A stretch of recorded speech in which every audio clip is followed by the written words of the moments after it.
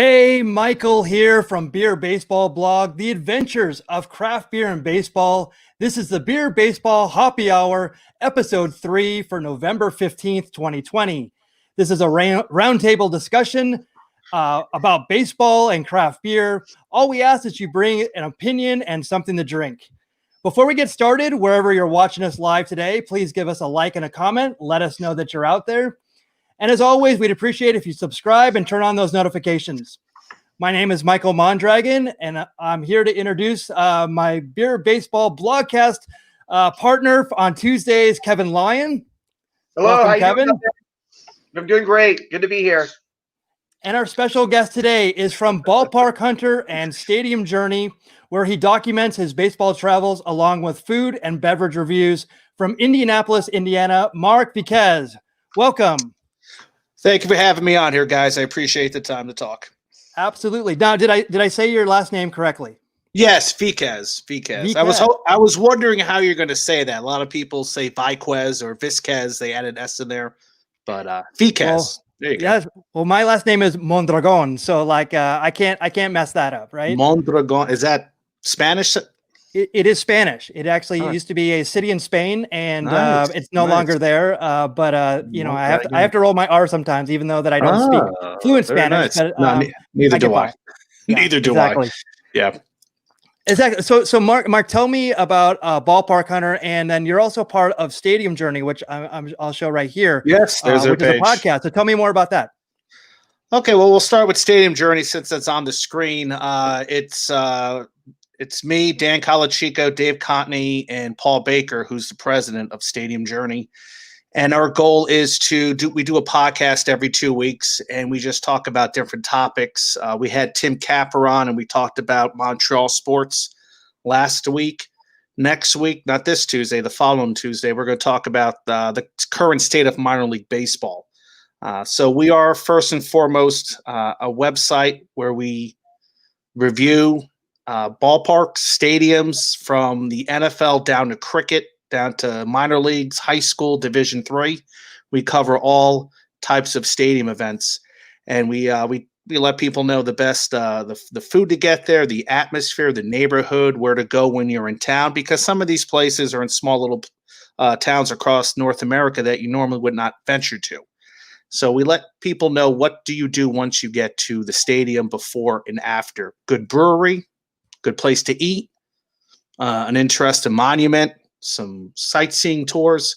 So that's what Stadium Journey is all about. And we have writers all over the world. We have a gentleman in Australia. We have a gentleman in Germany and England. We have Japanese and Korean baseball reviews. So if you go to stadiumjourney.com, just punch in your favorite team, a stadium name, and it should take you there.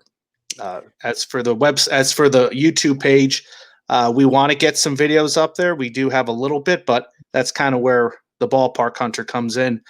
This is just a collection of places that I have been to the past few years. If you look at the video, some have me look a lot younger. Some have me look kind of how I look now. It's just because I think it's from the past 10 years video collection. What happened this year with the pandemic is that I had a lot of time to sit at home and look through things like old computers, old files, and I found a lot of great information, a lot of great videos that have been just sitting and collecting dust on USB ports. So I decided to start putting things together through iMovie and coming up with these Ballpark Hunter videos. And I've only been to maybe 5-6 sporting events since the pandemic. So I had to come up with new ideas. So if you look at the latest one, that's foaling, which is a unique sport of football and bowling. I did a video on speedies when I was out in the Binghamton area and out in the lower tier, southern tier of New York. I did a video of the new ballpark being built up in Lafayette, Indiana. I happened to be in town. I have some kickball videos because when I'm not reviewing ballparks or writing for Stadium Journey, I'm playing kickball. Those seem to get a lot of hits just because, I don't know, there's a huge niche market for kickball people. So I try to sneak those on there to get more hits. Pizza, I was back home in New Jersey a few months ago. I did some reviews on the local pizza styles out there. Sometimes I'm surprised by the hits I get. Other times I'm pleasantly shocked that I didn't get. I mean, I'm not pleasantly shocked. I'm shocked that I didn't get more. There's a video I did about this Edison High School baseball field. They have a scarlet, red, and gold baseball stadium. Was able to talk to the principal. I went out there on a windy day, just out of the blue. Got a lot of hits on that. It didn't take me that long to do. So, I do this. Would I like to make money? Would I like to be million views and be like those guys on Number 6 with Cheese that, can make a living off there, or Ken up in Canada who eats fast food for a living and camps out in parking lots? Yes, but it's a hobby right now. It's leaving my legacy. If I were to die tomorrow, you would have the Ballpark Hunters 200 plus reviews up there. Yeah. That's my legacy. So maybe I'll start making money then. But until now, it's a fun hobby. And as my wife says, you have too many hobbies. You gotta cut back. Yeah, well, thank you for that. It's really great to learn and more about what you do. How long have you been doing it? In collaboration.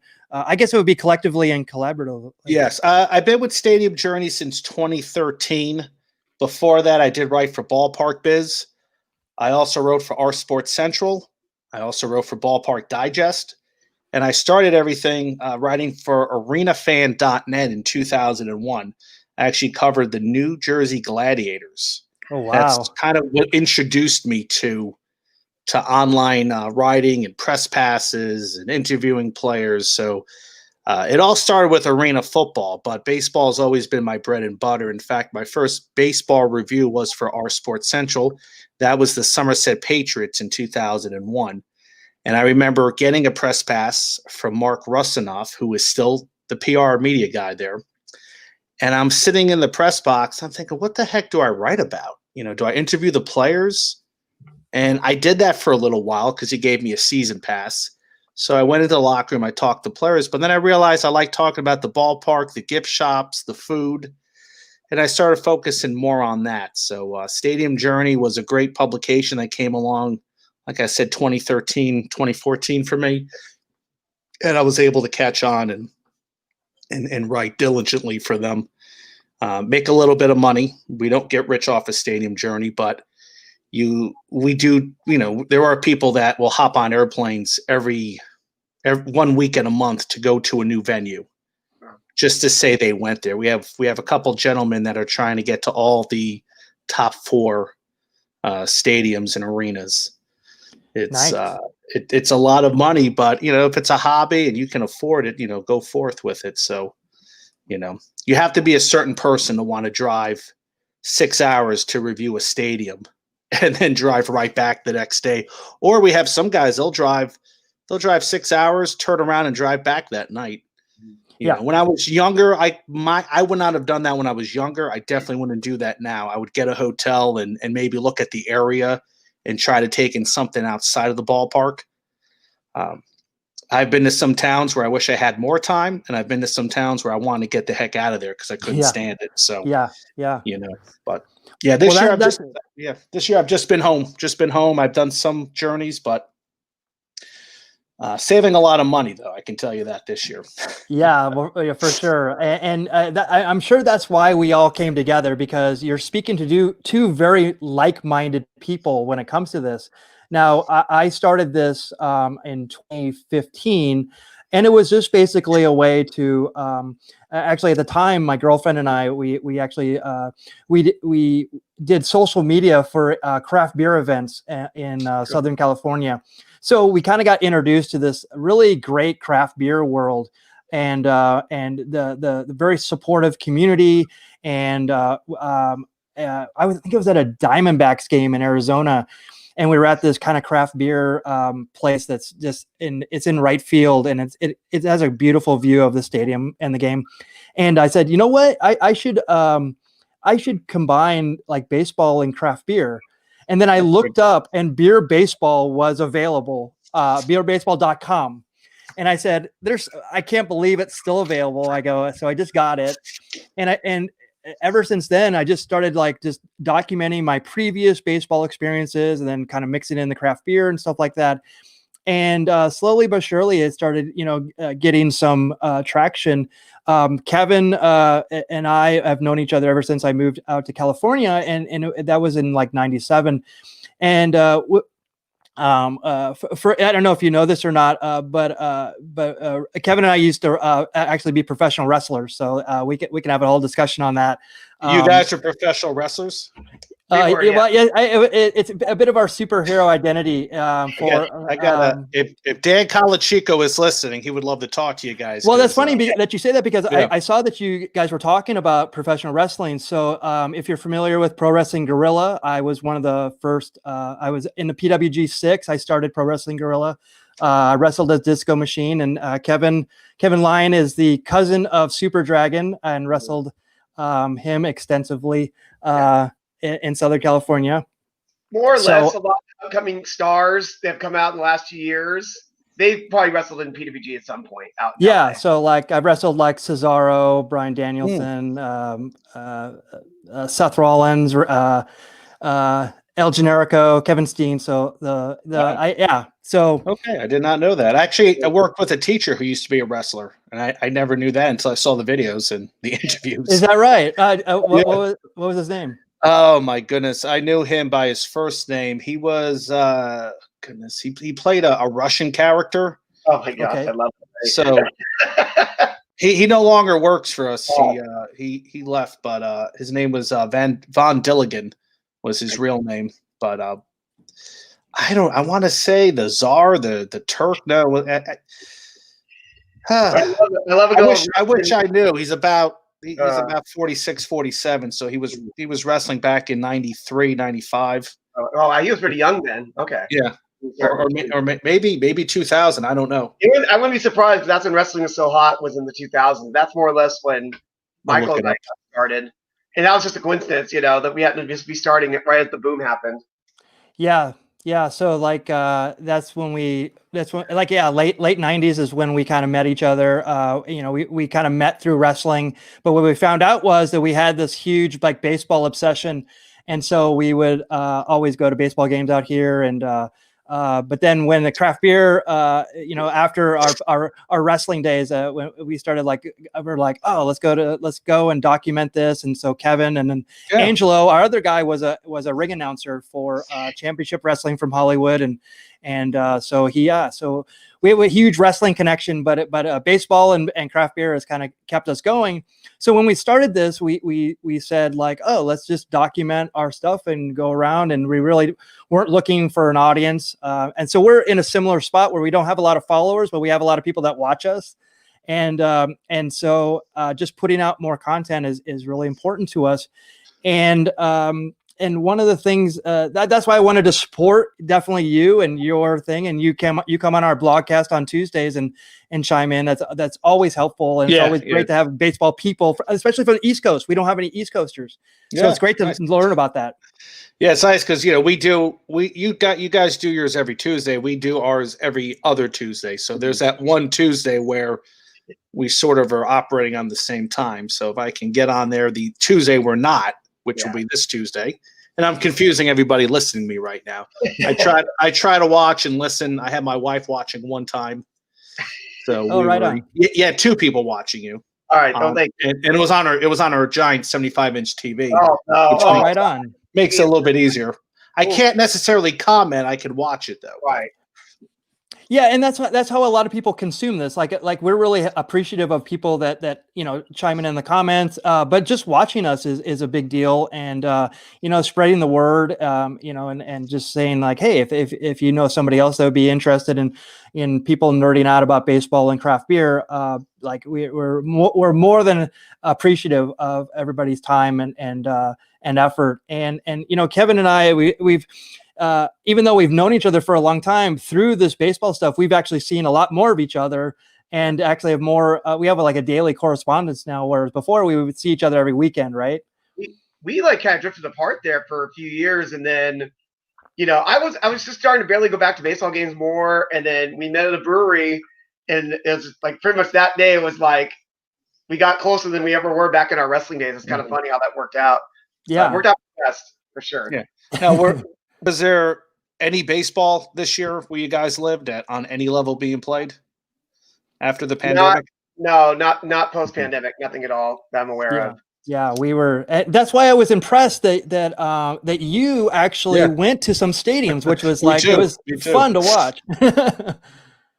It was definitely interesting. I think the Indianapolis Indians hosted a high school tournament, the National Pastime Tournament. That was in May, and I just happened to stumble upon that. I was downtown and I wanted to visit the gift shop, and I saw a line of people outside. So I went up there and asked what they were doing. Oh, we're going to the baseball game. So I was like, oh, well, I'll wait in line with you. So we had to wait for everybody to exit the first game, and then we went inside. So that was my first game since February of February. I'm trying to think 6th or 7th is when I went to my last games. So that was exciting. And then you had the Lemonade League up in Lansing, Michigan. I said I have to do that. Mm-hmm. So I drove up there, and while I was in Lansing, I found out that I knew the Traverse City Pit Spitters were playing games. And I told myself, it's a 3-hour drive. When are you going to get up there again? So I drove all the way up there on the spur of the moment. They had 500 people at the game, but it didn't really feel as if there was anything pandemic going on. It felt like a normal game. Wonderful city, Traverse City. The hotels are ridiculously expensive, though. Oh, but really? It's a beautiful area. You're right on the lake. You got some great wineries, great breweries in that area. Would love to take the wife back there, where we can just do wineries and go out on a boat, maybe do some swimming. So I was lucky to get there. And then then Lexington and Florence, Kentucky were having games. They decided to make their own league and have 2 teams at each ballpark. So I got out to those 2 stadiums. So I think that's 4 ballparks. I mean, 5 ballparks, and then soccer. Impressive. Yeah, soccer. I did Louisville City. I did the Indianapolis 11 or Indy 11. I go by. So that's 7. And I'm trying to think. Did I go out to? I don't think I've been out to any other venues. I try to do midget auto racing. Oh wow! That's how desperate I was. Even though that type of event is very popular out here in Indianapolis, I shouldn't really mock it.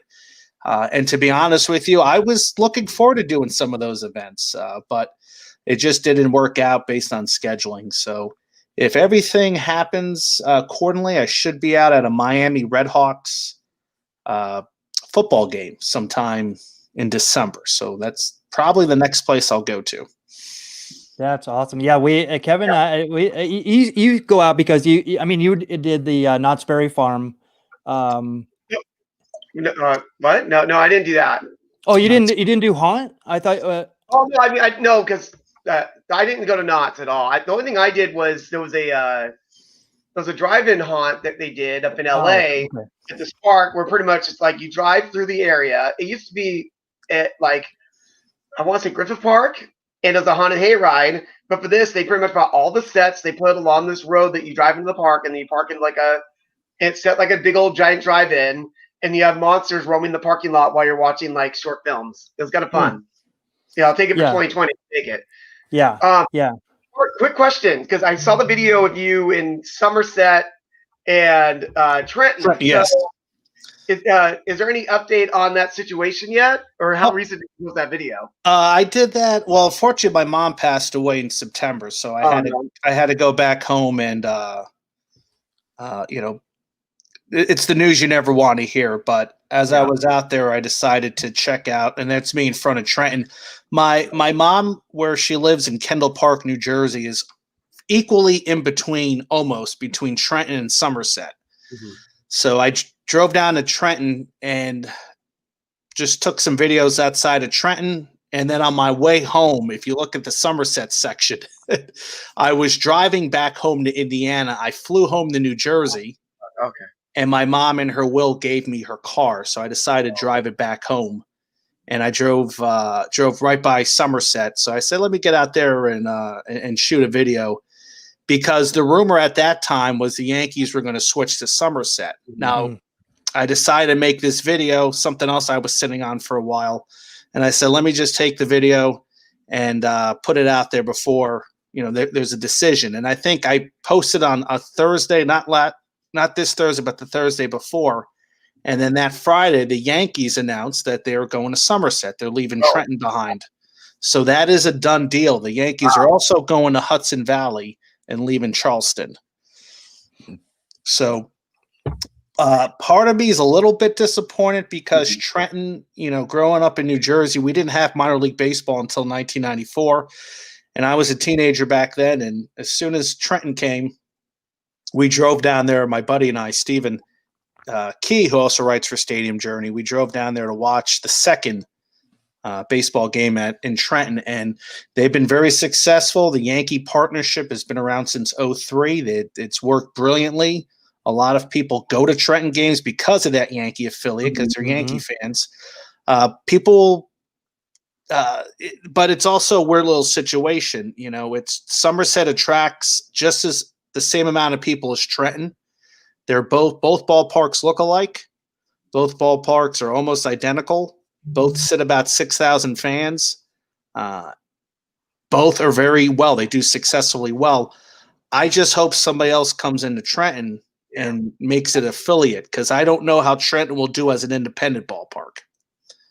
I think that Yankee connection is huge, but I also think that being affiliated is also huge. I think they can survive without the Yankee affiliation. I think and I'm just making names up, I think if Baltimore or Washington or the Mets had come in, that would be great. But I think that needs to be an affiliated market trend. I don't know how they'll do independently, because now you're adding about $500,000 price tag on paying your players, paying your coaches, and paying your trainers, where they didn't have to pay that previously. And now they're independent. And in New Jersey, it's a fickle market for independent ball clubs. Somerset has been one of the best run organizations in all of independent baseball in the last 20-some years. They did a magnificent job, so it's not shocking that the Yankees wanted to go there. I think the Somerset Patriots will be successful regardless of affiliation. I just don't know if Trenton will be successful unaffiliated.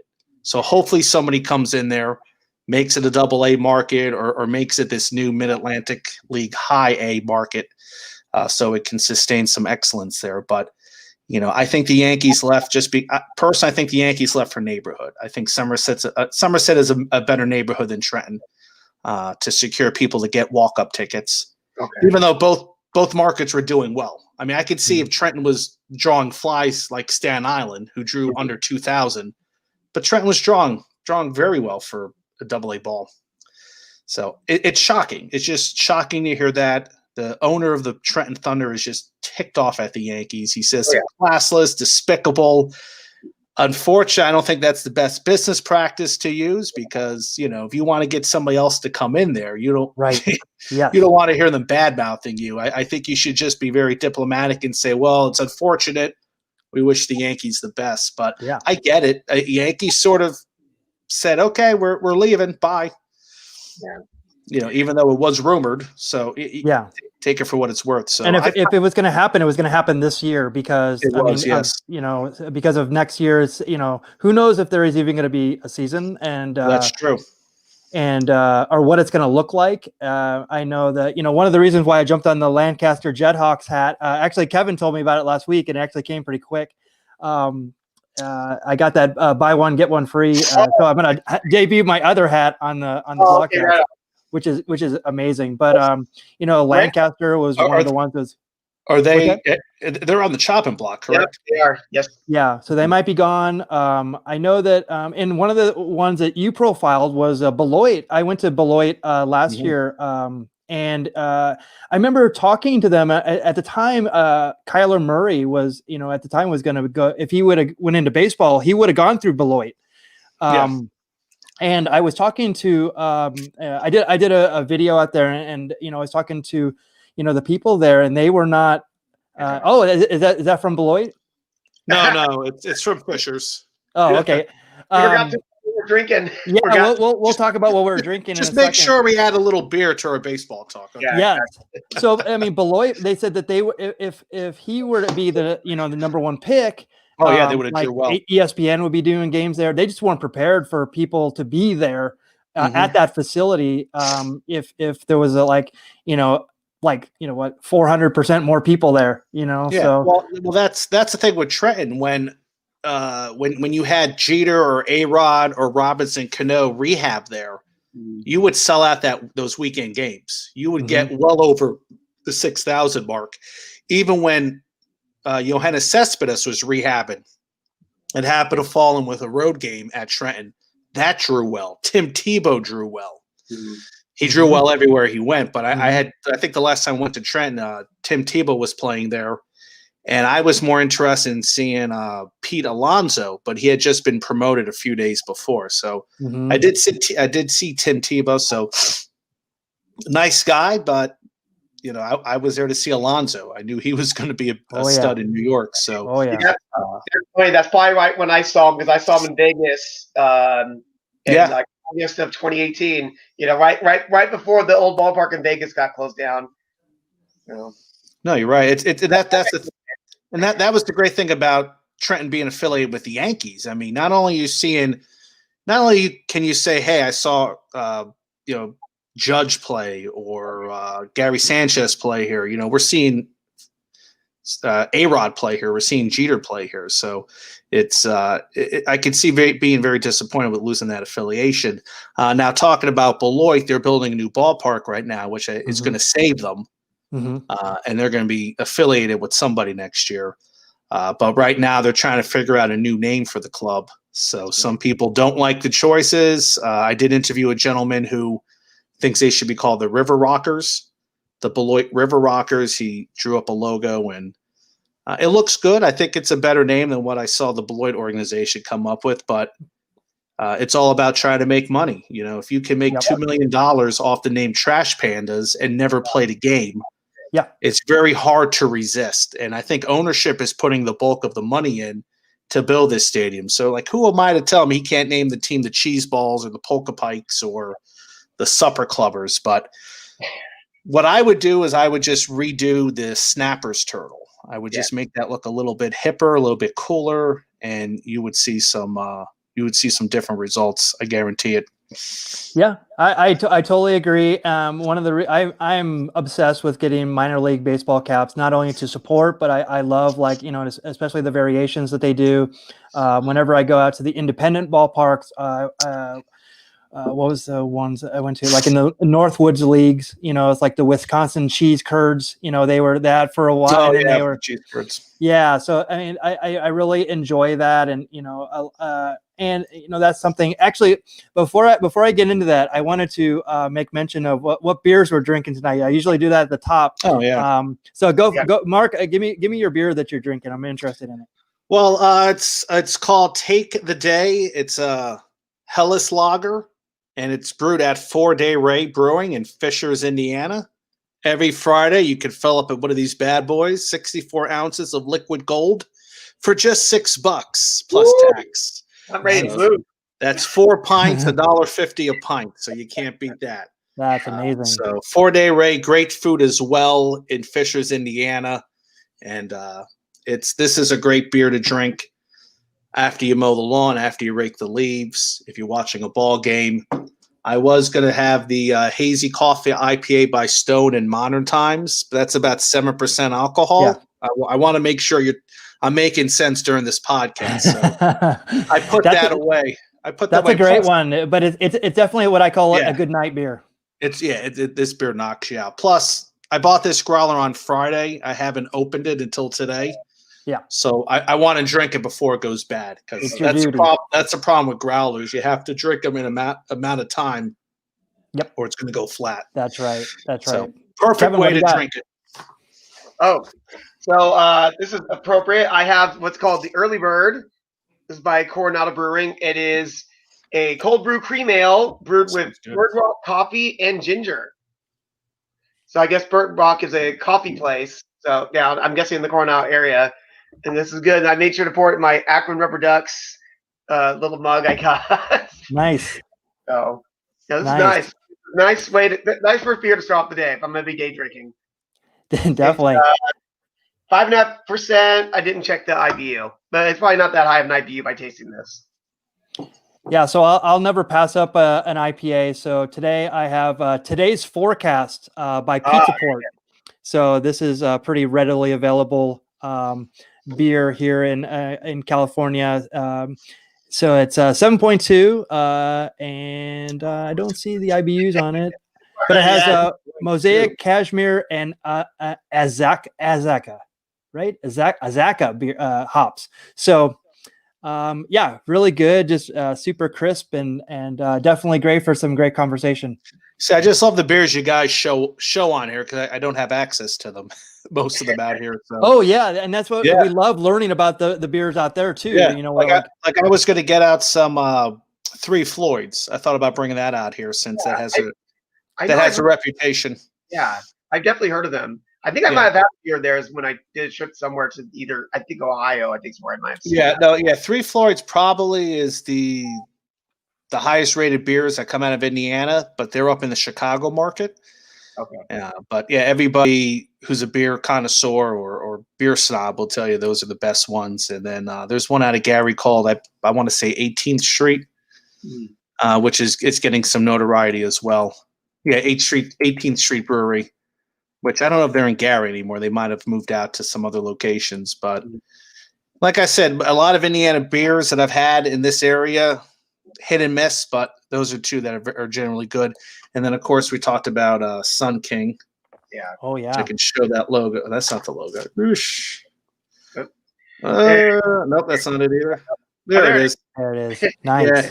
They're the guys who sort of started this whole brewery scene here in Indianapolis back in 2009. They sort of have this nice they have a monopoly over the craft beer scene at Victory Field.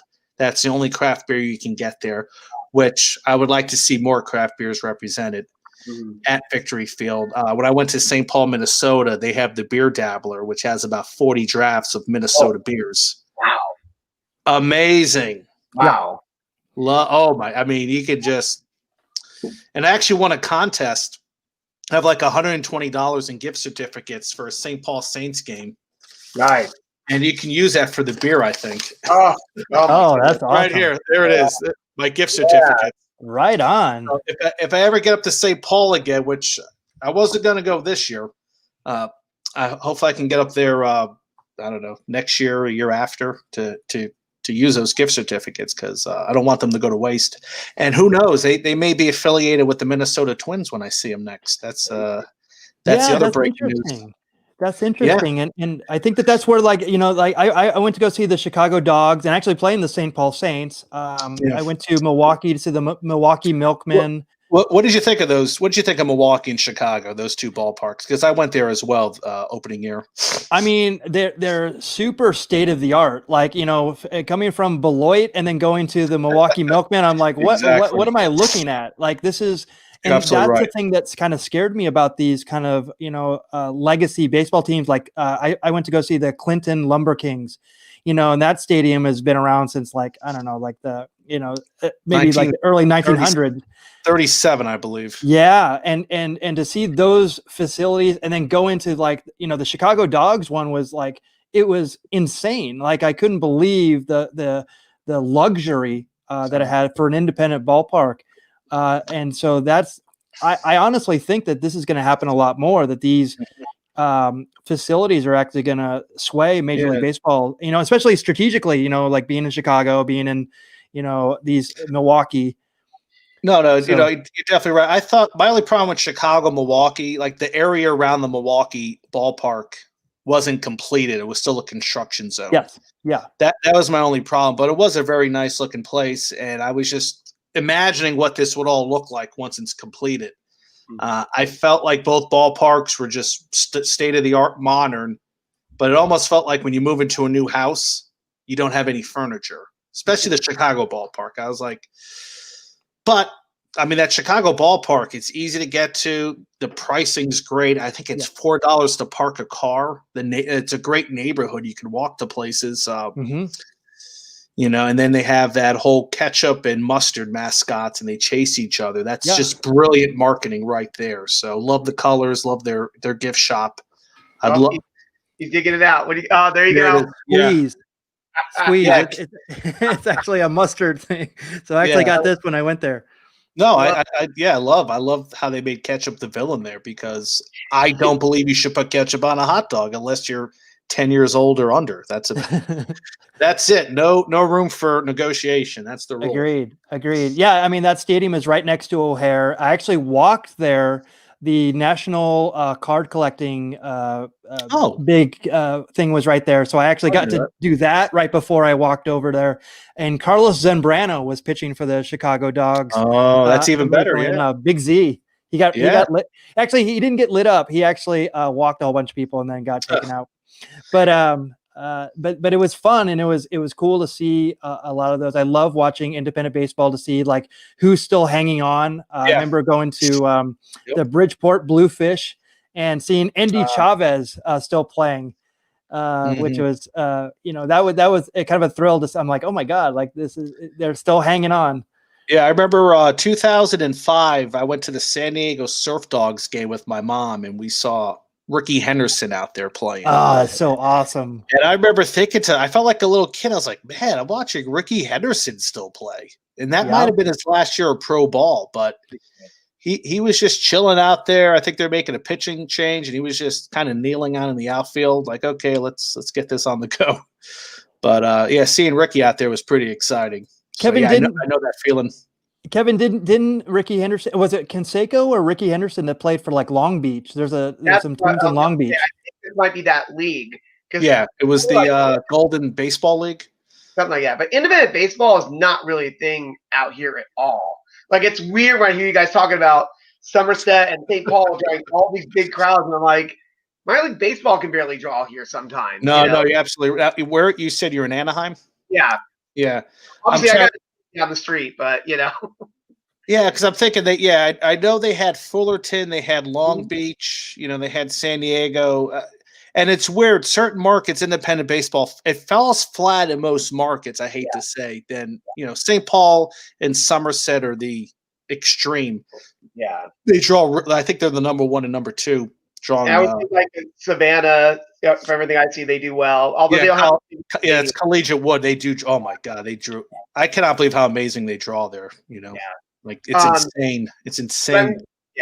I'm sure that the reason why Fullerton and Long Beach got a shot is because they probably played at the college stadium, because in college baseball, Long Beach State and Fullerton are two of the usually the better teams in college baseball, and there's a pretty good rivalry there too. So they're probably trying to do something with that. Ricky Anderson was totally like publicity. Like, I don't think it's a publicity stunt, but just a way to try to get some people to come out at the end of his career. Yeah, when I was talking about the Madison Mallards is what it is. Those were they changed to the Wisconsin cheese curds, but there was nothing to do in that city, in Madison. Yeah. Oh, Madison actually is a fun little town. I mean, obviously during college time, but. Go to State Street and grab a State Street brat. You'll be happy. But I've been up to Madison. Amazing ballpark experience. That was a failed minor league, a failed independent market, playing in a stadium that looked like an erector set. Right. And the Mallards came in under the Northwoods League banner and just revitalized that, made baseball fun. I think they had a game where Gary Coleman. Yes, I was just going to mention that. Went up to bat and got thrown out before the first pitch. I mean, just coming up with these wacky ideas. Yeah. And that was the first place I went to where you had an all-you-can-eat, all-you-can-drink section. My buddy and I went up there, and we were able to get in there. And they had 12 taps, and I think 10 of them were craft breweries. Great Dane, New Glorious, Capital. And I'm like, this is all you can eat, all you can drink? Are you kidding me? Like screw the food. We just want the beer. I was saying, even beer, because the only thing we've seen out here is Dodger Stadium has a section where they do all you can eat and drink, but obviously it's literally like hot dogs, nachos, and soda. Peanuts, but wow, that includes beer. Wow, it's super cool. Like that section, that corner of right field, it's like they have this kind of like luxury thing that's like, it's like almost like a big apartment. That's right. Yeah, it's like it's a big party deck, and that's the first time I saw that. Now a lot of ballparks have that feature wherever you go, and it's just somebody coming up with, okay, let's build this and come up with this idea and see how people react to it. But Madison draws extremely well, and we're talking about Savannah. I mean, that was a failed minor league market. The Mets want to get the heck out of there sooner than later, and when the Savannah Bananas came in, they just turned it upside down on its head. I see people up here with banana shirts. We got the shirts. Actually, I got one for Kevin, so we sport them. And I should get a cap. I should get it with the amount of work and articles I do about them. I should rock a banana cap because it's an awesome logo, just like the Hops logo there. Yep. Love those two logos. And their big rival, the Macon Bacon. The Macon Bacon. I was there opening night. They draw pretty well themselves. Once again, another old ballpark that wasn't considered good enough for minor league baseball. Mm-hmm. And Coastal Plain League came in there and kind of operated the same way the Bananas do. And as far as I know, they're doing pretty well. I know both teams had a season this year. They played each other a few times, and they had the Macon Eggs as another club. It's so awesome. Just goofy ideas. That's what I love about minor league baseball, Coastal Plain, and independent league games. Now, I have to ask you about this. Maybe you'll know this. I heard, and this is just rumor. I mean, obviously we're out here, so somebody told me that there was actually a hockey team called the Macon Whoopie. Yes, is that true? Yes, there was two teams called the Macon Whoopie. One in the early 70s. I want to say that was in the Central Hockey League, and then once again in the late 90s, mid 90s, and I can't think of the name right now. If anybody's watching, please tell me. Yeah, please. We need that information. The Macon Whoopie, and they had a fig leaf as their logo. Phenomenal. And you may laugh at that name, but it's a genius name. It is. That's so good. When the new Leon game came out, so Central Hockey League in the 90s. That's where they're in. That's so awesome, and it goes back to what we were talking about before I diverted us on the beer route. So branding is so important for a lot of these teams, and it really has taken. When I went to Hartford for the Hartford Yard Goats, I mean they were. Yep. I went in there; they could not keep up with their merchandising. No. Hillsborough hops. All the the Copa for the where they go to a Mexican heritage type of thing, and I love all those. When I went to San Antonio, there were the Flying Chanclas, the Chupacabras. I think that's Iowa. I everything about it is fantastic, and I think that's one thing that was probably frowned on maybe like 20-30 years ago, but now it seems like essential that you're supposed to have like these alternates. Well, that's what a lot of ownership create. Their attitude is, well, we can't get people to the ballpark. How can we make money? So if we come up with this cool looking cap, or we come up with Hispanic Heritage Nightcap, or we name ourselves the Jumbo Shrimp or the Rumble Ponies. Yes. We could sell merchandise to teams, to people in all 50 states and beyond. We interviewed the GM from the Johnstown Tarp Skunks. And that is a team in the it's a collegiate wood league, collegiate bat team. The internet broke. How many people were searching for their merchandise or searching their site? It was unbelievable what occurred. They said if we went with a normal name like the Jammers or Eagles, they would not have had that attention that they received. So that's right. You may laugh at some of these names, and you may, the baseball purists will thumb their nose at them, but I think there's a right way to do it and the wrong way to do it. So Tarp Skunks, there's a whole meaning behind that, and I think it makes perfect sense. And you're in a small town as Johnstown that lost its minor league affiliation, so go for it. And so far it's been successful. They can just play a baseball game. Yeah. And I mean, I have the hat. I wore the hat. Do. I wore the hat from the Kannapolis Cannonballers. Cannonballers. I was supposed to go to the Wichita Wind Surge this year, that new stadium, and it's like that's the sad part about this. They're like, there's some teams that may not even have they may not play for 2 years, which is like the Wind Surge, they may play AA with San Antonio. They may not be in AAA baseball, from what I'm hearing. But like I said, that can change. They could be AAA. I don't know if fans care if they're AA or AAA. I think they just care that you got a new stadium. Yeah. You're affiliated, and you can go out and have a fun night of baseball. Now, the Wind Surge name, I think their logo was designed by Todd Radom, who, so he took a little different approach, which I appreciate, because I think some of these grandiose designs, they all sort of look alike after a while. And but no knocking them. They know what they're doing. So absolutely, like their whole branding concept, and I think that's what they were telling the Johnstown management. They said, well, if you go with tarp skunks, you can come up with, different sections of your ballpark. You could call it like the Little Stinkers Kids Zone. You can come up with ideas that have to do with the skunk, So I'm a graphic artist. I also do branding as well. So I'm really in tune with all that and the kind of marketing opportunities that, like for instance, the Kannapolis Intimidators is not going to have the same brand appeal that the Kannapolis Cannonballers. Like I got excited about it. I'm like, they better have somebody being shot out of a cannon. And they fully plan to do it. And it was every time they hit a home run, somebody gets shot out of a cannon. That'd be amazing. Kind of like Bernie Brewer. Like a little mini cannon somewhere. Oh, that'd be great. That gets me excited. Doll, you know what I mean? It doesn't need to be a person necessarily. You know what I mean? Yeah. Sure, they just rig something up and just make it look good. Yeah, they could actually not even have a real person. They could just have like a dummy, which would be like fantastic. Like Dave Osborne, you know what I mean? Being shot out of the cannon. I think we need to contact them and ask them if that's what's going to happen. Yeah. I had heard. I mean, I actually when it happened, I think it was Todd Radom that I actually reached out to. I go, there better be a guy being shot out of a cannon. He goes, yes, I think they plan to do that. So I think he confirmed that, or somebody close to what was going on. So I was super excited about that, and that's something that I miss. I'm probably.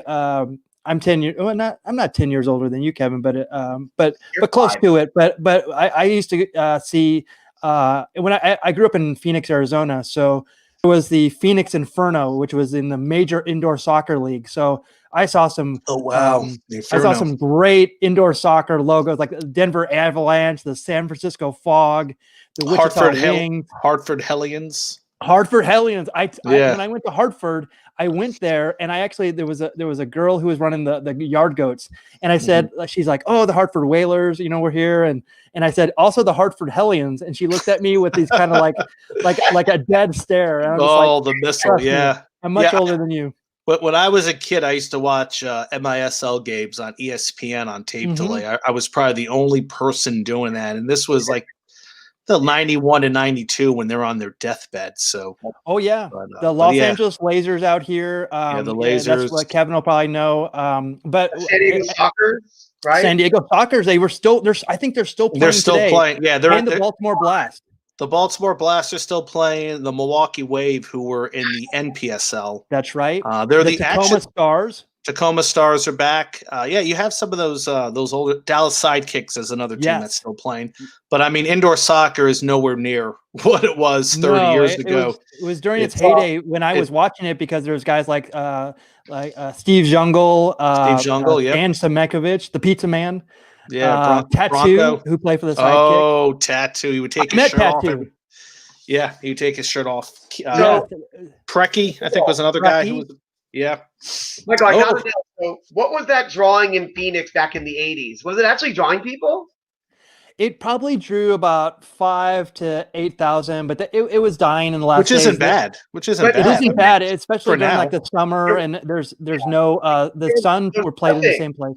You would have just the Suns, right? It was just the Suns, the only thing going on. Just the Suns, right? The Suns, and it was in Veterans Memorial Coliseum. Like wrestling would come in every so often, but in the State Fair. But like that would draw pretty well. The guy who owned the original Phoenix Inferno actually died in a car crash. So there was a lot of like, and then there were some other improprieties didn't the new ownership didn't like the name Inferno, so they changed it. They changed it to the Phoenix Pride because they were religious. They didn't want to have anything to do.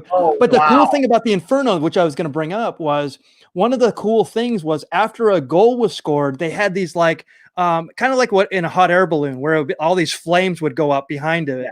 And it was amazing because you get this like heat wave, and it was the coolest aesthetic part of watching Yeah. those games. And that's what the MISL was all about, because Kansas City, everybody says Kansas City Comets, they would outdraw the NBA club, which was the Kings, and they even forced them to move to Sacramento. Mm-hmm. And they were saying, owners, people were saying, wow, the Comets just make up stuff every week, with the laser light shows, and their players would appear in this sort of like spaceship, and that's right. They would play disco music, and everybody would pack the Kemper Arena, where nobody would go to Kings games during that time. Even the St. Louis Steamers outdrew the Blues during a couple years in the early 80s. Right. So, I mean, that's hard. Cleveland Force, I think, Cleveland were drawing better, would get 20,000 people to a game. That's right. Maybe not quite 20. I know Tacoma during the playoffs got about 20 in 1987 against Dallas, but it sounds like Richfield. Did they play Richfield? Yeah, they played in Richfield. Yep. But I mean, it's amazing to think 10,000 or more people. It's amazing to think 5,000 people at an indoor soccer game, let alone double and triple that. I never went to a Lasers game. I could imagine they did that great at the Forum, because that's a pretty capital place too. That would be like a 17,000 seat arena or something like that. Because I had to tell Kevin that the Memphis Americans played in the Mid-South Coliseum. Yes. And Los, they played. And Pittsburgh Spirit were around. Stan Cherlecki. They all played in the major arenas, whereas now they're playing in smaller arenas. Like Kansas City is playing in an arena out at Independence, Missouri, and Milwaukee is not playing in the new Pfizer Forum. They're playing in the old Milwaukee Forum, whatever Milwaukee Arena, whatever it's called now. Mecca? So, it's the old Mecca. Yeah, it's still the old Mecca. That's right. Yeah. But they draw reasonably well. There's still. I actually been to a Milwaukee Wave game. They market pretty well. The fans support them. So for an indoor soccer team, they don't do bad. I know there's a team in Ontario and San Diego. Yes, I was just going to bring that up. And they have like the that's how I knew like the Baltimore Blast and the Tacoma Stars were still around. I'm like, what the heck? I could have gone to these games. Yeah, they're still around. You should, we need somebody to go out to an Ontario Fury game. Yeah, there we go. Review it for the stadium. There you go. We definitely. I did that arena a couple times for I think a Mexican wrestling show and for kickboxing show. But I've never been there for a Fury game or. They have a soccer team. If there's a soccer and the hockey team, right? They have a hockey team there. Ontario Reign, I believe, is the name. That's right, the Reign, yeah. So I've only driven by it, never been inside. Yeah, it's fine for what it is. It looks like a nice arena, and I think they're getting an indoor football team, from what I hear. Oh wow, I didn't even know that. In the National Arena League, which is weird because that's an East Coast based operation. Yeah, we'll see how that goes. The AFL, I mean. Is the AFL completely done at this point? I mean, I have no idea. Yeah, the AFL is folded. Yes, that's done. It's the IFL is the big league now. Because I did get to the KISS. I did get to see the I'm sorry, LA KISS, even though they were playing in Anaheim. I got to get like $5. Like I have to see this. And you have to. It looked like they had a good concept there. My only recollection of them is when that documentary they did, First and Kiss. Yeah, I didn't get a chance to see that. I saw a few years ago only, but I thought, I just think with arena football, it was a type of sport that had its moments, and it just never it reached as high as it could. And that's at least the second or third team that's played in the LA market in that same league. Because I remember seeing the team in the Avengers and the Cobras were the others. Yeah, the one in Anaheim. I think that's the Avengers. Part of the shtick for them was I think that's the one that actually had Todd Marinovich as quarterback. They're using that. Then you had the Anaheim Piranhas. That's what I'm thinking of. The Piranhas. All right, I didn't see the LA teams. I saw the Anaheim Piranhas. I remember 1991. I was in Tampa Bay, and I went to see a Tampa Bay Storm game. They had 22,000 people there at the Suncoast Dome. Wow. And I thought it was I was like 14, 15 at the time. And I'm thinking, wow, this is awesome.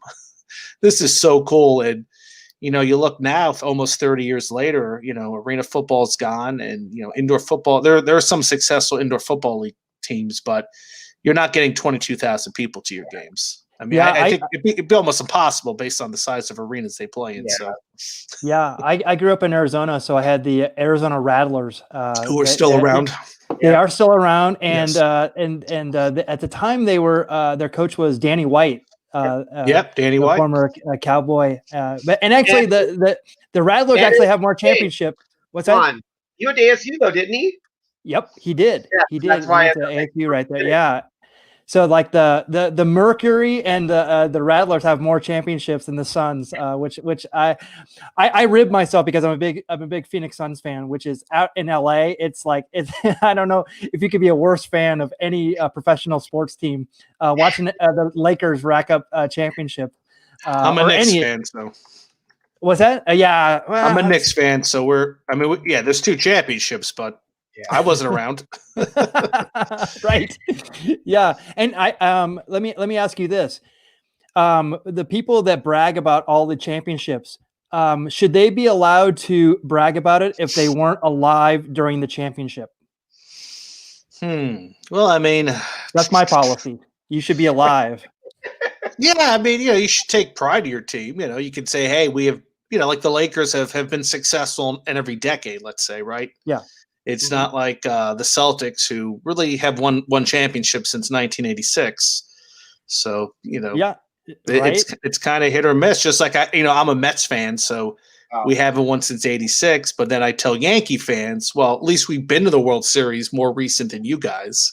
That's true. You try to play around with what works for you. Yeah, that was me until the end of this season because I'm an Angels fan. So I'm like, oh gosh, I'm going to hear Dodger fans talk about this for like the next 20 years now. Yeah, and that's what I used to rib Dodger fans too. I go, the Cincinnati Reds have a championship before after you and more recent than you, which is 2 years after. But 2 years. But So obviously the. Well, I mean, the Dodgers were. I mean, how many chances did they have to win the World Series? They were going to win it eventually, and Tampa Bay kicked themselves in the butt. When they took Snell out. Snell out of the last game, which just like, oh, come on, we can't be this far removed to how to play baseball. So Actually, Bob Costas had a really good take on that. It was like. Basically, with that move, they took all the drama out of the World Series, like the matchup, the struggling pitcher against like the hot hitter. They basically said like they just went with analytics and like we can't risk it. It's like those are the classic matchups. It's like who's gonna be. There's a bit of a drama that was taken out of that. They scored 2 runs in the game in the the series is over. So. I mean, it's I think Mookie Betts was shocked that he took him out. He was like, well, heck, he had struck out all the top hitters of the Dodger lineup, and then, oh, here you go, we're taking out our stud pitcher, and we're going to put in relief. I think you wait, But as a Met fan, I remember Terry Collins leaving in Matt Harvey in the 9th, where he probably should have taken him out. So it works both ways, and unfortunately, it didn't work out this way for Tampa Bay. Yeah.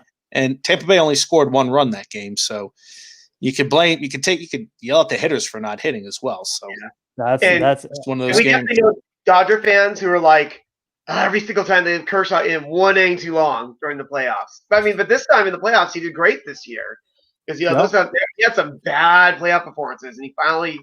And of course, Dodger fans aren't going to forget that. They're just going to remember what he did in the playoffs in the regular season the last like 8 years. But he finally got over that hump. So, there you go. All Angels Podcast says only a bad move because it didn't work. And absolutely. It's like when McNamara left in Pedro. You're going to take out a Hall of Famer. Like it's like you got to go with. No, that was Grady Little, I believe. Grady Little, you're absolutely right. Yeah, McNamara took Clemens out, and they're still debating what happened. That's what I'm thinking. He knows about McNamara. Still debating. Well, see, that's the thing. Like I talk to people about sports, and I'll bring up 1986, and there's some people that were not alive or too young to remember that. So, you mentioned these. I'm the one who doesn't want to talk about 86. Are you a Red Sox fan? No, he's an Angels. Yeah, you're right. Oh, Donnie Moore. Yep. Yeah. So. I mean, not just that, but that's the main thing. But there was so much other stuff that happened in that game that they should have won that game. And then after that, it's just like, Boston just killed them. Like they still had 2 more chances than Boston. They just. I remember like when they won up 3-1 and they won that game. I remember thinking, "Yeesh, Red Sox can easily win the next 2." So you were a little bit scared that could happen. But you're right; the Angels could have taken care of business in Game 6 or Game 7, and nobody would say anything. Just like what was it, Atlanta Braves are trying? Well, who was down 3-1? Was it the Braves? Or it was the Braves against the Cardinals. Or was it Tampa Bay? This year, who? This year. It was up 3-0 on Houston. Yeah, and that's what it was. The Braves were up 3-0 on the Dodgers. That's right. That's right. Both went to 7 okay. games. Oh, both of them. Yeah. Both went to 7 games. Yeah. Nuts. Yeah. You just take, so Tampa Bay took care of business and Braves didn't, but I can't stand the Braves, so I'm not too worried about that. Yeah, I mean that's one thing that about baseball. Like people, the Dodgers would lose like Game 1, right? Or same thing with the Lakers, and people would be on suicide watch. It's like, oh my God! I go, guys, you can lose 3 games and still win the series. Like, relax. I would always like I had a driver at my old work. He'd be like, "Oh, the effing Lakers! They suck. If they stop blowing this district, just throwing box everywhere." He's so mad about the Lakers. I knew to bring it up because I knew he was going to be mad about it. Yeah, just to hang on a little bit. And he's acting like the whole season's over when they're 0-2 to start the season. I'm like, they're the Lakers. Relax. It's fine. Oh my gosh, yeah. People freak out here. I'm just like, and that's the whole thing. In the end, when they raise the banner, I'm just like, you guys don't have enough. Like you guys are freaking out all season. Now you guys are okay. Yeah. I want to go way off subject because I meant to ask Mark this earlier. So obviously you've been to a lot of parks. Have you had a favorite like promotional night or giveaway from all the games you've been to? Doesn't matter what sport. Well, I can tell you the weirdest one is when Lake Elsinore did nothing night where they didn't. You walked. It was free tickets. They were serving absolutely no food at the concessions. They didn't have any announcements. They had the scoreboard working. I think that's about it. And then they had a little area where they served beer. They didn't do any promotions in between innings, activities. There was no mascots. Yeah, I thought that was weird. I liked the fact that it was free. Yeah, that was really nice. But there were some. If that place sold like 7,000, was it pretty packed? I believe it was. It wasn't packed for that, but it was a decent crowd for what I remember. That's when I was writing for Our Sports Central. I wrote an article about that. But I think a few people actually paid for tickets in advance and were upset, but then they were refunded from what they told me. So that was nice. I'm trying to think. I always like promotions where, like the Lakewood Blue Claws do a lot of cool promotions. Well, now they're the Jersey Shore Blue Claws. I remember they brought out Andre Dawson to sign autographs. Oh, wow. They did 50-cent wings, 50-cent dollar beers, 50-cent tacos. They would give out T-shirts or a cap. I always like those promotions. The Brooklyn Cyclones, when they do their promotions of Seinfeld nights are incredible. What I find from my travels is I never find myself at a ballpark during a really fun, cool promotional night, which kind of ticks me off. I know when the Indians have throwback night and they'll give out like a sky blue Indians jersey, I'll just go there as a fan and buy a ticket and wait in line an hour, get there an hour before the game to get the shirt. Or if they're giving away a cap, the Chicago White Sox had a promotion. I got that jersey somewhere here. They were doing the retro jerseys. It was the night that Chris Sale didn't want to wear them. Oh yes, I was there that night, and I waited in line. I got my ticket for $12. I got the jersey, which doesn't fit me, so I just keep it hanging up. Yeah, and then the Sox come out wearing their 1983 jerseys, which I was like, that's kind of weird. Yeah. And then Chris Sales wasn't pitching, so you're wondering if he had got traded. So then you find out that he was sent home for cutting up the jerseys. Yeah. You're like, screw you, Chris Sales. I wanted to see these jerseys. You don't get to make that decision. We actually came up with a nickname for him. for that, and it was Christopher Scissorhands. Oh, Christopher Okay, the Taylor. I know another friend of mine called him. Oh, you called him the Taylor. That's right. The Taylor. I called him the Taylor, but I didn't know you had Christopher Scissorhands. That's great. Scissorhands. Or I know the Trenton Thunder. They would every Friday they would dress up as the New Jersey pork rolls, which is a deli meat a breakfast meat that people from New Jersey eat. And you really can't get it elsewhere except a few spots. I like those promotions when the team plays as a different team name. So, unfortunately, I don't get to a lot of these promotional nights. You hear about them. You have like soccer night where they give out soccer jerseys in Chicago. Bring your dog to the game. I have two dogs that the wife and I will go down to Indians games and we'll bring Sox and Zuri with us. Yeah. So I like those nights as well. I also see that at the major league level. Because I remember going to A's games, bring your dog, and I'm like, they're really going to let all these people walk around with their dogs at Major League Stadium? Like, all right. Did you know in Albuquerque, I think you can bring your dog like year round? Yeah, there's some ballparks that let you do that. I think Lynchburg was the first to do it year round. I think Scranton Wilkes-Barre lets you do it on Mondays for an extra. And it's weird because some ballparks will charge you an extra $1 to bring your dogs. But Indianapolis will charge you an extra $10. It's almost why such a discrepancy? Yeah, I need to know that Indianapolis. Stop charging me $10 extra for each dog. Now dog's gonna get a job.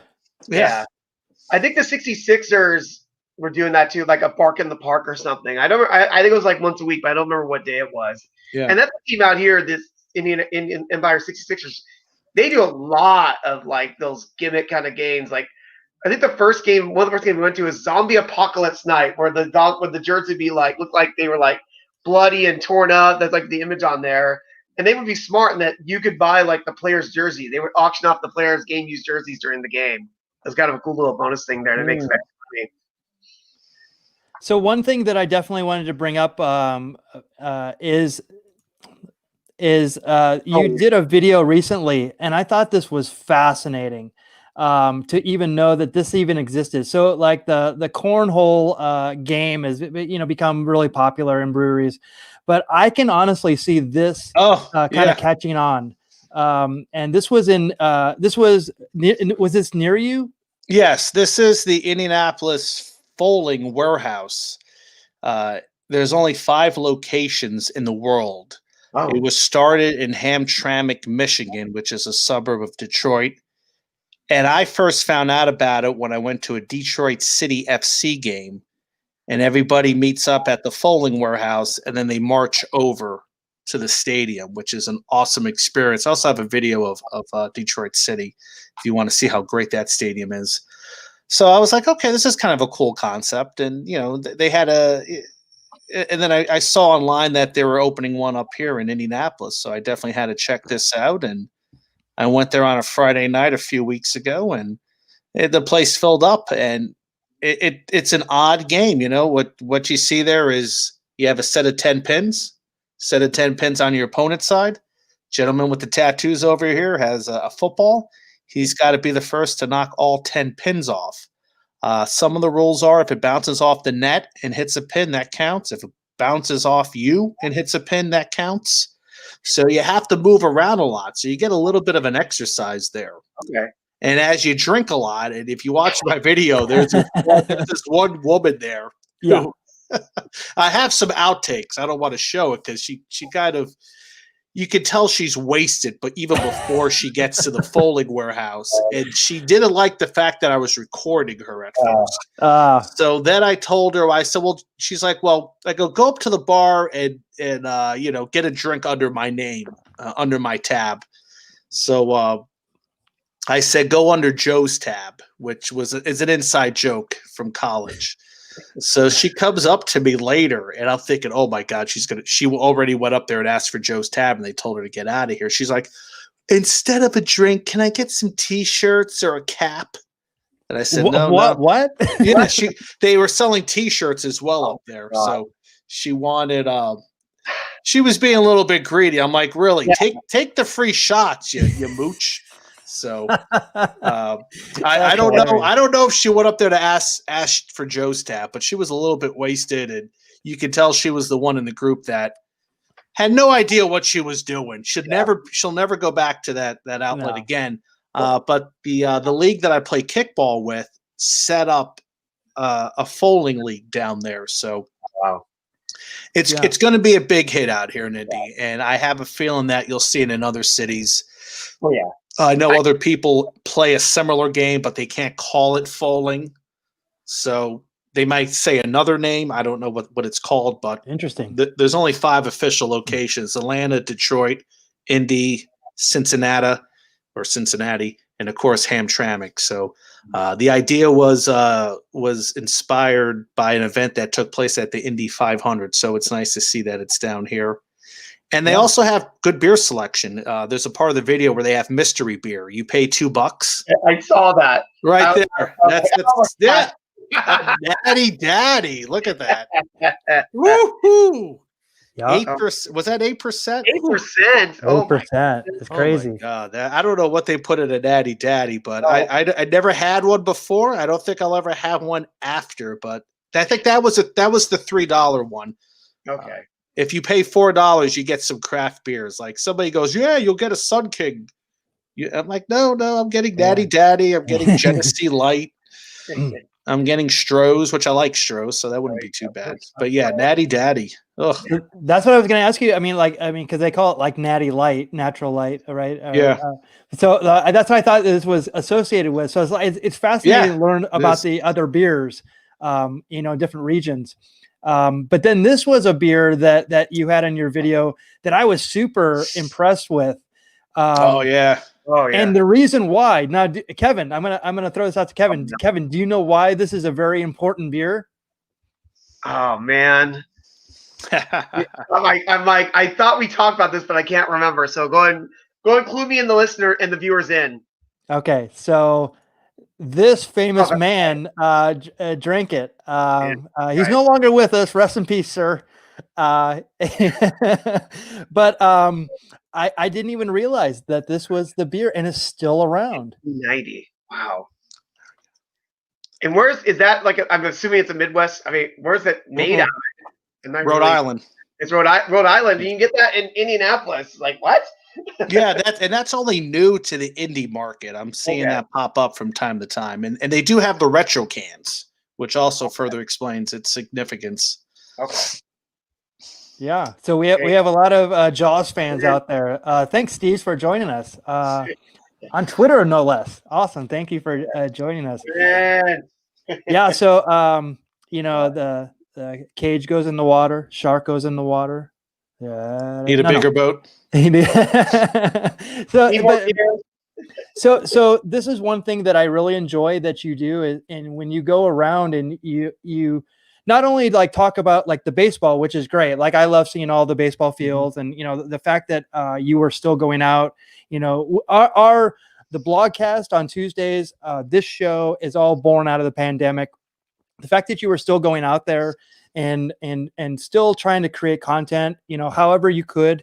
But I think the cool thing that you did also is like, you went to the baseball stadiums. I saw that you did a pizza review. You're trying to do other things. I do like pizza. I do like my pizza. So yeah, and just trying to get creative in this time of like, adapt. Like we don't. You have to, and you have to keep on creating. You reminded me that you're sitting on a lot of footage. I'm sitting on footage. I still have my Madison Mallards, which I haven't put out there. So like I have to put it all out there.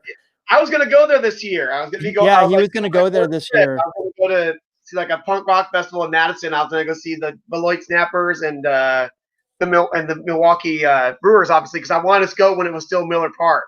And unfortunately, we never got the last year of Miller Park because now they're going to. Last time I was at Miller Park, they had a beer fest and they had Summerfest as well. So everybody was just totally drunk, lying outside of Miller Park, passed out.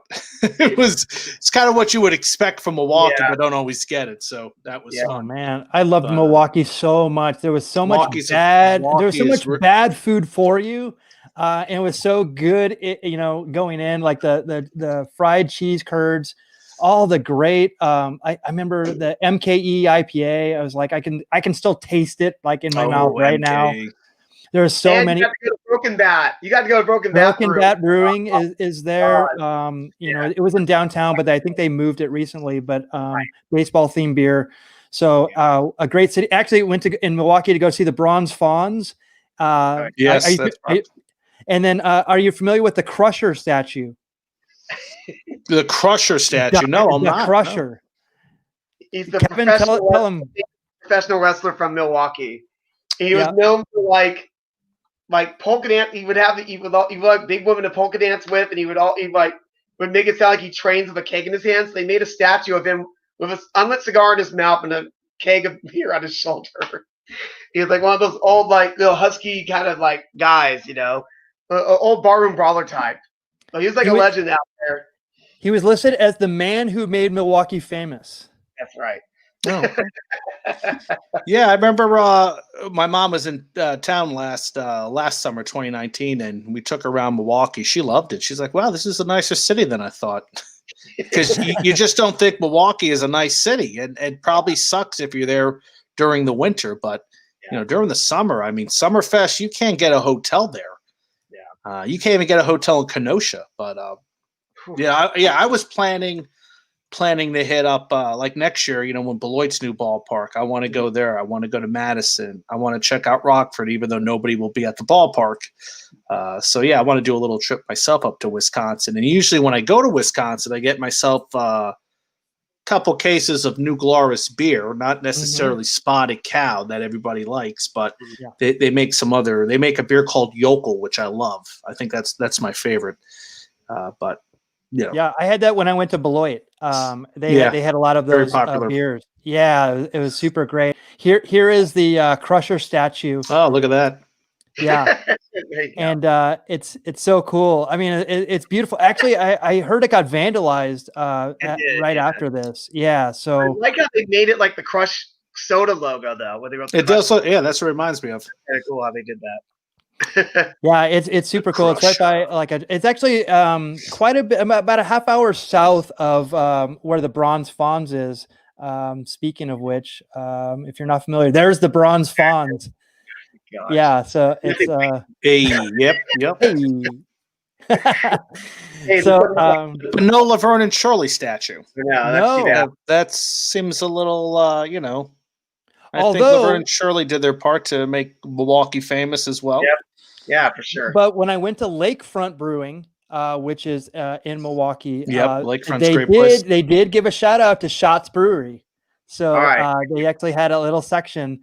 The cool thing about it is at Lakefront, when we took the brewery tour, one of their things is that all the people that run the brewery tours are kind of sassy. So like if you ask questions, they like totally like, you know, like why would you ask that question? It's so dumb. You should know that, you know, like they're those type of they have like a little rapport. And it took a second for me to kind of register. I was like, oh, are they doing this on purpose or is this like a gimmick? But it was a lot of fun, and I highly recommend. I loved going to Milwaukee.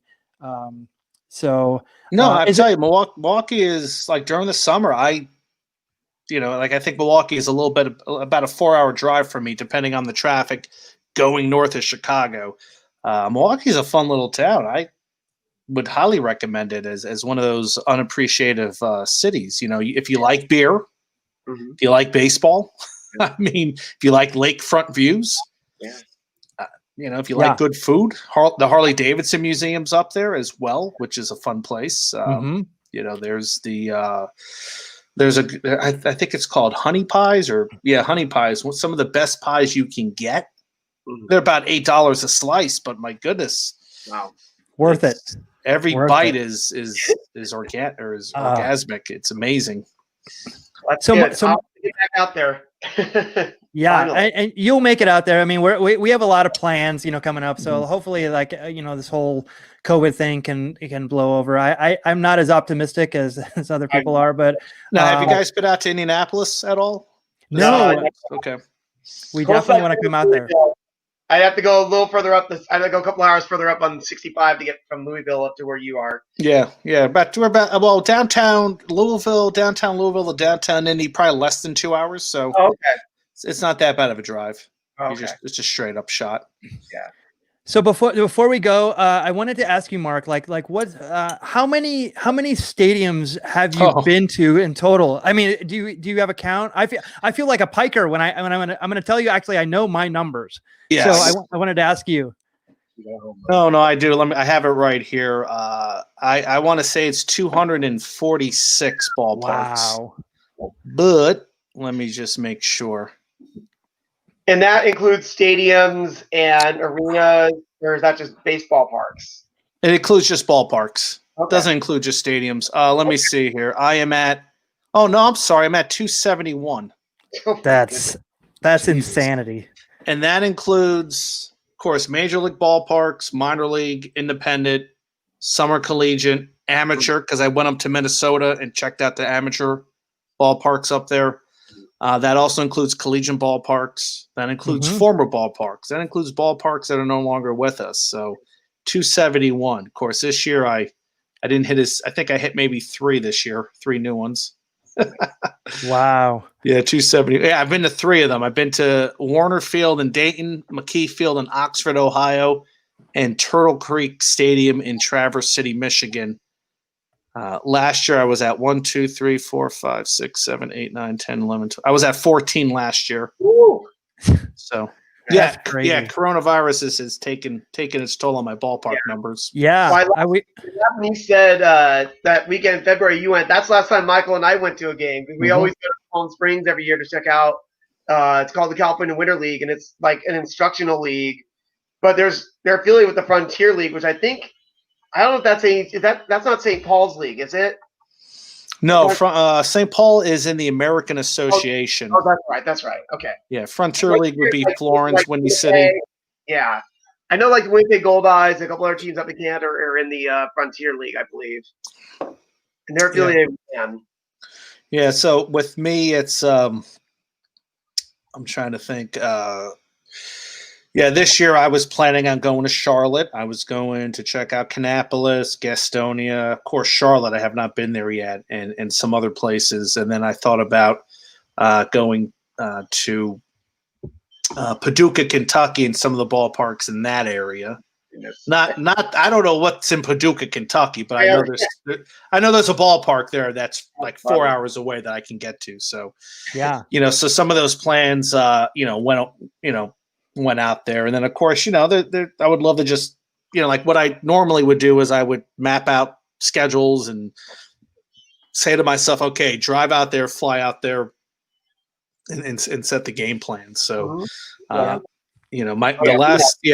last events were college baseball in Miami, Ohio University, which is a beautiful town. I have a video I didn't take a video of the ballpark, which I don't know why I didn't do that. I took a video of the town. So I have a video of me walking around the main drag, which is gorgeous, a lot of fun. And I also went to Dayton University to their ballpark, which the only thing exciting was the all red uniforms the players were wearing. So oh wow, how cool. Little did I know that coronavirus would take its turn only a couple days later and shut everything down. Yeah. I had so many plans this year to I was going to definitely make I've been to 22 Major League Baseball stadiums, 3 extinct ones. So I had 11. I was going to cut that in half. 26 minor league baseball stadiums. I've been to all the ones in the Cactus League. I haven't been to the Grapefruit League. So I was looking forward to, potentially planning that. All the independent stadiums. I've been to 2 international Have you been in any international stadiums? The Sky Dome in Toronto, Montreal. Okay, that would count. I think I've not been to any international ballparks. I've been to soccer stadiums, but not ballparks. Yeah. So no, like I said, I would love to go to Korea. I saw a lot of. There's a gentleman who reviews Korean ballparks, and they look like a lot of fun. I want to get out to a couple. Yeah. So I saw baseball in the Tokyo Dome in Osaka as well. Nice. So it's nice. So and then all the college ones. And how many states have you been to? I've been to 49 states. Wow. 49 and seen baseball in all of them? No, I don't. No, I haven't seen baseball in Hawaii. I'm trying to think. I never saw baseball in Montana or South Dakota. Oh, that's too bad because there's still I think there is still the Billings. Pioneer League. I think there is baseball in Montana either through the Expedition League or through Billings. Right. I don't know what the future, but that's a good question. How many minor league baseball? How many states have I seen baseball in? Yeah. I've never counted that. So yeah, I have 16. So it's more than other people. I feel like a piker though, compared to you, all your travels. So what's the state left for you to visit? Alaska.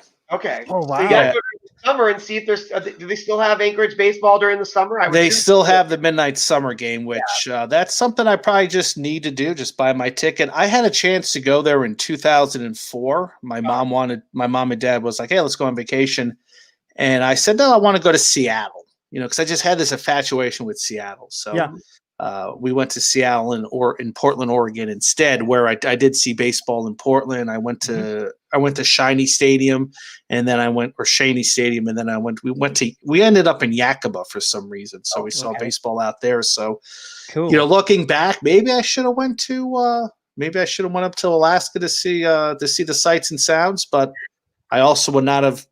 That's 3 ballparks I probably would not have gotten to. So yeah.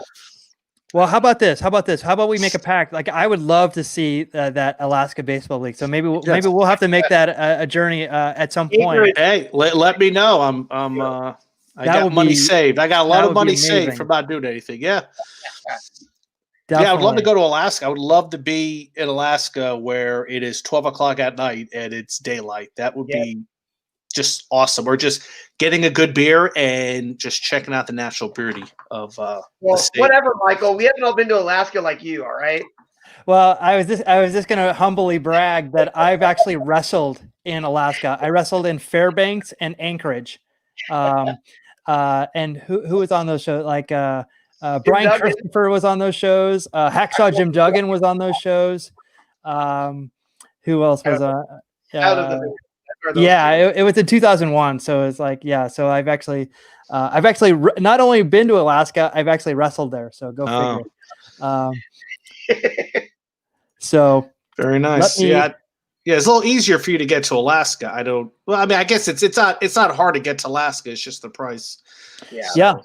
Yeah, well, and the cool thing about it is I had so many great experiences there in like meeting those people. I mean, this one woman came up to me and she hugged me and she says, like, "You've been hugged by 100% Eskimo." Like, I was like, "Oh, wow, that's unique." That's very nice. And they would seem very, very genuine, nice people. I guess they get paid there's like 2 times a year where they get paid by the is it the government? They get a check every year for living there. And so they're all happy. We came there right after they got their check. So they were all happy. So I'm just like that. I didn't even know that was a thing. I saw a person wearing shorts and flip-flops, even though it was like, 0 degrees. It was fascinating to go there. No, I can imagine. And we did talk to on the Stadium Journey podcast. We talked to her name is Emma. She's the play-by-play announcer for the Portland Sea Dogs in Maine. She worked up in Alaska for the college summer league, and she said every game was at midnight. So cool. Yeah. Yeah, so it seems like a fascinating journey. We should definitely it would be. Let's put it out to the universe. Let's do it. Let's plan it. Love it. So, Marc, where can we find you? Where can we find more out about what you're doing? Well, you can check me out at Ballpark Hunter on YouTube, Twitter, and Instagram, and you can find me on Facebook under my name, Marc Viquez. So it's not quite Ballpark Hunter there. You can also find my work on stadiumjourney.com. So subscribe, like us, follow us. We have some great comprehensive reviews of well over thousands and thousands of stadiums that go beyond ballparks. If you want to know what it's like to attend a high school basketball game in Washington, Indiana with 8,000 people, we can tell you that. So that's the type of investigation we do here. So that's where you can find me. You're doing the Lord's work, and we appreciate it. And I really am so happy to have you on. When I saw the content that you're putting out, and the fact that, I said we're in a very similar position where we don't have a lot of subscribers, and we're always looking for people. But you're putting out quality content. Please keep up what you're doing. Try. All right, thank you. And you're doing great things. And then I learned about the podcast. You guys talk about a lot of relevant things and a lot of stuff that I wasn't even aware of. So it really informed me really well. Kevin, do you have anything that you wanted to plug? I say it every single time. Support your local brewery. Support your minor league baseball team. Like, he's wearing a White Sox hat. If you're a White Sox fan, look up their minor league teams. Buy some of their merch. We know the White Sox will be around, but we want small-time baseball. We talk about some of these cities where almost their entire industry in part of that year is what this baseball team brings in. So we want them to stick around. For the love of baseball and the love for America and our community. For me, I guess you can follow me on Instagram and Twitter at LockNLoll. That's LOKNLOLL, to see whatever I'm trying to get into in the pandemic. Yeah. And thank you for joining us. A very impromptu gathering here this weekend, and casual, but very informative. And we loved meeting you, Marc. We're available on Twitter, Facebook, Instagram, YouTube is where we primarily do our stuff. We're also on Twitch, where it's I said it's a barren wasteland, but we do have a presence there. So check us out, and hopefully you will join us next Tuesday. It'll be 6 p.m. Pacific Standard Time. We're definitely would love to do. And let me ask you, Marc. You're back east, but is that time good for you? Is there like what are you guys doing during that time that we're on? Are you guys eating? Are you guys? So that'd be 6 o'clock. I mean, if you ever wanted me to come on, I can come on. I can appear. Oh, that'd be fun. That'd be fun. And that'd be fun. Maybe you can come on and here, I'm going to give you a task. Go find some baseball cards, Pat. I knew you were going to say that. Yeah. So we definitely we love like playing the baseball card pack war. So that's always a fun thing. So maybe we can have you jam in and like Eddie packs or anything like what do you have around you? Do you have a Target, or do you have anything? We have Target, Walmart. I'm just thinking like any like Tops, Dunruss, Sports Flicks. Grab what you want and then play with Flair. Bring some Sports Flicks or some Leaf. Leaf, O-Peachy. OPC, whatever you have. Yeah, it's definitely for the wild card. We'll make it work around whatever you got. Okay. Yeah. So we'll definitely I see them. Yeah, I see the baseball cards every now and then. I was like, because there was a time where, man, baseball cards was my life. Baseball card shows when I was a kid, and then sometime in high school, I was like, I'm kind of over this. Same here. Want to meet girls? Yep. Yeah, I sold all my baseball cards so I could like put it into my crappy truck. So so I get it. Totally. I still have all those baseball. I still have the Ken Griffey Jr. rookie in upper deck sitting downstairs in my basement. I have 2 of those sets. So, unfortunately, some of those card sets have not gone up in price. But I do have a pretty extensive collection. Like Cal Ripken Jr. got his rookie card in the traded set. So. If I ever wanted to sell them, and I probably should, I have a Walter Payton rookie card, which that's nice. There you go. At one time that was worth a few $100s. I don't know how much that is now, but it feels like all those sets from the 80s and 90s at one point were just mass produced. So just hold on for 20 years and then sell it. Yeah, that's my suggestion for that. So maybe you might see Marc on Tuesday's show doing some baseball card pack for us. So I'll definitely reach out to you. So thanks for joining, Kevin. Thank you for joining, Marc. It's been a pleasure. We will see you on Tuesday. Check us out. So good night for now. Take care.